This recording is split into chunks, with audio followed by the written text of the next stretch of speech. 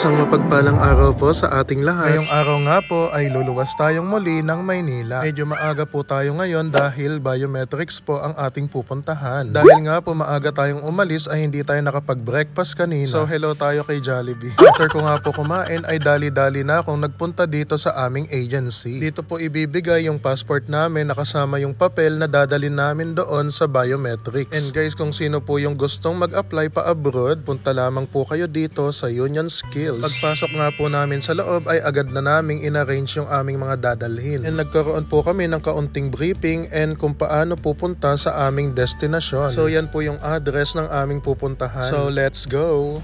Punta na po kami doon po yan sa Magallanes, sa Makati City. Ang gagawin po namin doon ay magba-biometrics na po kami for visa stamping. Sila po yung mga kasama ko ngayon. Lalakarin lang po namin papuntang LRT station. So guys, nandito na po kami sa Quirino Station ng LRT. Bali po sasakay kami dito and doon kami sa EDSA Station ng LRT bababa. Lipat MRT.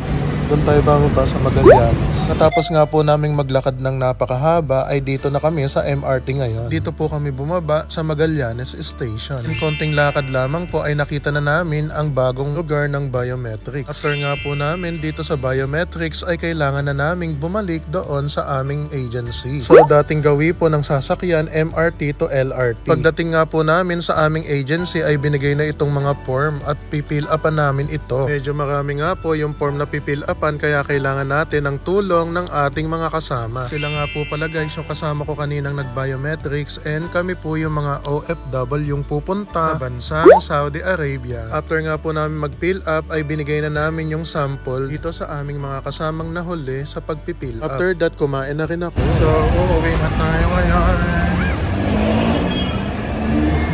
After ko po kumain ay nandito na ulit ako sa LRT station papuntang Arpapa. Sa Arpapa station, doon po ako sasakay ng jeep papuntang istasyon ng bus. Tingnan nyo guys, nakaupo din and makikita natin yung SM Manila. So guys, hanggang dito na lamang po ang aking video and maraming salamat po sa inyong panonood.